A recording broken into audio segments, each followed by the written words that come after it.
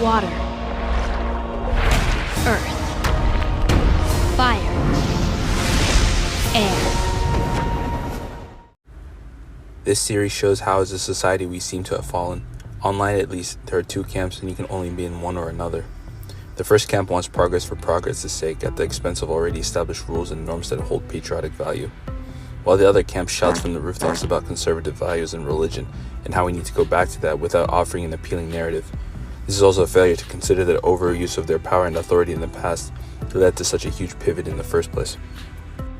The beauty of The Last Airbender is that there is a merging of both camps. In order to master the elements, a young bender needs a master who can pass on old wisdom and techniques to master the element. In the case of the Avatar state, it's the ability to call on the power, knowledge, and experience of past lives in order to fight evil. The beauty comes in because despite the need to learn and master old techniques, the Avatar in particular is faced with challenges unique to him or her. So progress is required, but the past knowledge is used and repurposed depending on what the situation dictates. There seems to not be respect for anything in society anymore, like marriage for example. Masters and teachers are respected in the show. One of the more striking elements of the show that stood out to me were the female characters. In today's media, female protagonists have no burden of performance.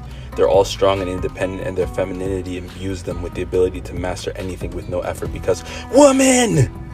In contrast with the show where you have Suki and Katara, both are tough and capable warriors and still feminine. All in all, Avatar The Last Airbender shows how both the past and the desire for progress can work hand in hand to achieve beautiful results. Despite it being a kids show, Hollywood seemed to understand this, tying back to my point about how we've fallen.